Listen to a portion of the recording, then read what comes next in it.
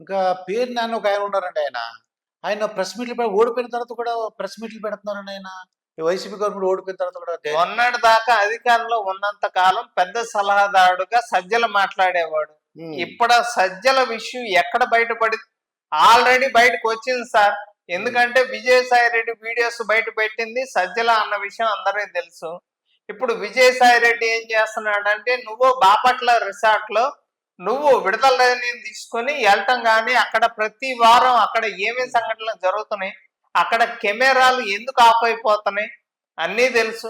వీళ్ళ రాసుల గురించి ఎవరు బయట పెట్టట్లా, వాళ్లే బయట పెడుతున్నారు. వాళ్ళు అంటారా? వాళ్ళకి వాళ్లే సార్. ఏంటి లాభం ఏంటి? అదేంటంటే లాభం వాళ్ళకి?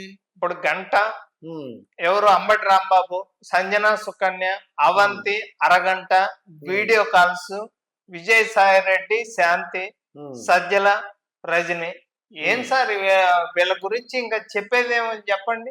ప్రతి ఒక్కళ్ళు కూడా వీళ్ళు రాజకీయ నాయకుల రసికులా చెప్పాలి. అంటే గోరంట్ల మాధవ్ మంచోడు అంటారా అతను? గోరంట్ల మాధవ్ బట్టలోడు తీసుకొని వీడియో కాల్స్ చేస్తా అతను పోలీస్ గా ఉన్నప్పుడే అతని మీద రేప్ కేసు ఉంది సార్. అతనికి ఎవరు అసలు వాళ్ళు అంతా రౌడీ షీటర్లో హత్యలు చేసేవాళ్ళు, అత్యాచారాలు చేసేవాళ్ళు వీళ్ళు. నందిగామ సురేష్ కూడా అరటి తోటలు తగలబెట్టాడు రాజధాని ప్రాంతంలో. ఒకప్పుడు 500 కూడా లేని టైం నుంచి ఈ రోజు 1000 కోట్లకు అధిపతి ఆయన నందిగామ సురేష్. ఎక్కడి నుంచి వచ్చింది సార్ వీళ్ళు? అతను మొత్తం అక్కడ రాజధాని ప్రాంతంలో అసలు పైపులు కానీ ప్రతి ఒక్కటి అమ్మేస్తున్నారు. ఇప్పుడు ఒక పేరు నాని ఉన్నారు కూడా, ఆ పేరు నాని అంటే ఆయన వచ్చి ఓడిపోయినా సరే అటు పార్టీ ఓడిపోయిన మాట్లాడుతున్నాడు ధైర్యంగా మాట్లాడుతున్నాడు. ధైర్యం చూడండి ఎంత ధైర్యంగా మాట్లాడుతున్నాడు ఆయన. ఏం సార్ వాళ్ళు చేసిన గత 5 సంవత్సరాలుగా వాళ్ళు ఏం చేశారో అన్ని తెలుసు. ఎక్కడ మచిలీపట్నంలో నీ కొడుకు గంజాయి కేసులో అతను కూడా ఒక ముద్దాయే సార్. ఇతను ఎమ్మెల్యేగా కాకుండా కొడుకును నిలబెట్టాడు, కొడుకు ఓడిపోయాడు. పేరు నాని ఇంతకు ముందు పవన్ కళ్యాణ్ గురించి అతని క్యాస్ట్ గురించి నోటికి వచ్చినట్టు మాట్లాడాడు. ఇప్పుడు వచ్చి బయటకు వచ్చి ఏం మాట్లాడతాడు? ఫలానా దాని గురించి మాట్లాడాడు అని చెప్పండి. వీళ్ళు చేసిన అభివృద్ధి ఏంది? అభివృద్ధి ఏమీ లేకుండా రాష్ట్రాన్ని 3 ముక్కలు చేసి 3 రాజధానులు కడతాను, ల్యాండ్ టైటిలింగ్ యాక్ట్ తీసుకొస్తాను, వైజాగ్ లో ప్రమాణ స్వీకారం చేస్తాను, వైజాగ్ లో కాపురం పెడతాను అని చెప్పి ఈ మాటలు తప్పితే ఏమీ లేదు. డెవలప్మెంట్ ఏమీ లేదు. ఏం మాట్లాడతారు? బయటకు వచ్చి ప్రెస్ మీట్లు ఏమని పెడతారు సార్ వీళ్ళు? ఓకే, ఇప్పుడు కొడాలి నాని ఏం చేశారంటే అండి, తను మరి వీడియో అది నిజం అబద్ధం అని తెలీదు. కొడాలి నాని ఏం చేశారంటే చంద్రబాబు నాయుడు గారు గెలిస్తే ఆయన బూట్లు తుడుస్తాను ఏదో చెప్పాడు. అది మరి ఇప్పుడు గెలిచింది ఎవరు సార్? 164 సీట్లు వచ్చినాయి, రావాలిగా ఇప్పుడు. ఒకప్పుడు టీడీపీ పార్టీలో కప్పులు మోసిన వ్యక్తి అందరికీ తెలుసు. వాళ్ళు ఏమేం బూతులు మాట్లాడారో, ఏమేమి నీ అమ్మ మొగుడు చెప్పాడా అనే దగ్గర నుంచి కుటుంబ సభ్యుల్ని ప్రతి ఒక్కరిని కూడా తిట్టడం జరిగింది. ఇప్పుడు గుడివాళ్ళ నీ పరిస్థితి ఏంటి? ఏదో థియేటర్ అంటారు, థియేటర్ ని కబ్జా చేశాడు సార్. అక్కడ పార్టీ ఆఫీస్ పెట్టాడు, వైఎస్ఆర్సీపీ పార్టీ ఆఫీస్. మొత్తం వెనుగల రాము గారు మొత్తం హ్యాండ్ ఓవర్ చేసుకున్నారు. అక్కడ భూములు కబ్జా చేశాడు.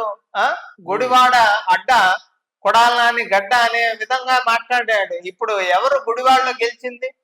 ఎవరు గన్నవరంలో గెలిచింది? గుంటూరు జిల్లా కానీ, కృష్ణా జిల్లా కానీ, ఉమ్మడి జిల్లాల్లో ఎక్కడా కూడా వైసీపీ జెండా ఎగరలా. తుడిచిపెట్టిపోయింది, మొత్తం తుడిచిపెట్టిపోయింది. 11 సీట్లు ఇచ్చారు. 11 సీట్లు ఇచ్చినా కూడా అసెంబ్లీ సమావేశాలకు రాకుండా ఉండడం కోసమే ఈ రోజు నేను ఢిల్లీలో ధర్నా చేస్తాను అని చెప్పి మాట్లాడుతున్నాడు. అదే ఢిల్లీలో ధర్నా ఎందుకంటారు? ఐడియా ఏమని ధర్నా చేస్తారు? రాష్ట్రపతి పాలన పెట్టమనండి. ఎందుకని రాష్ట్రపతి పాలన ఎప్పుడు పెట్టాలి? ఇక్కడ అరాచకాలు సృష్టిస్తున్నారంట. ఆయన చాలా 5 సంవత్సరాలు బాగా పరిపాలించాను నేను, 2019 నుంచి 24 వరకు బాగా పరిపాలించాను, ఎటువంటి అరాచకాలు లేవు. ఇప్పుడు 100 రోజుల్లోనే అది ఒక 79-80 రోజులు. 2019 నుంచి 24 దాకా 3 రాజధానులు కడతా అన్నావు, కట్టావా? ల్యాండ్ టైటిలింగ్ యాక్ట్ అన్నావు, వైజాగ్ లో ప్రమాణ స్వీకారం అన్నా. ఇది విశాఖ స్టీల్ ప్లాంట్ అని అంటే 25,000 ఎకరాల భూమి సార్. అది వైజాగ్ స్టీల్ ప్లాంట్. అది మొత్తం అమ్మేసంటే అక్కడ రాజధాని కడతాడంట. ఆ భూమి ఇచ్చిన రైతులు ఎందుకు ఇచ్చారు అంటే, ఆ రోజుల్లో 1000 రూపాయలకి ఇచ్చారు ఎకరం. మా కుటుంబంలో ఎవరో ఒకరికి జాబ్ వచ్చింది అనే ఉద్దేశంతో ఇచ్చారు. నువ్వేదో రాజధాని కట్టుకుంటా అంటే వాళ్ళు ఎట్ట ఒప్పుకుంటారు సార్? దాదాపు అది 1,00,000 కోట్లు విలువ చేసేది. అయితే ఇప్పుడు కొడాలి నానికి ధైర్యంగా ఉండొచ్చు కదా, ఏ ప్రాబ్లం లేదు కదా ఆయనకి.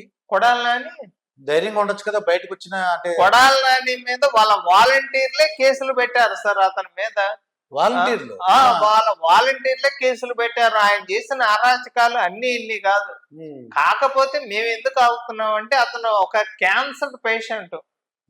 ఎప్పుడు పోతాడో తెలియదు. నోటికి వచ్చినట్టు మాట్లాడాడు. ఇప్పుడు ఏం మాట్లాడతాడు?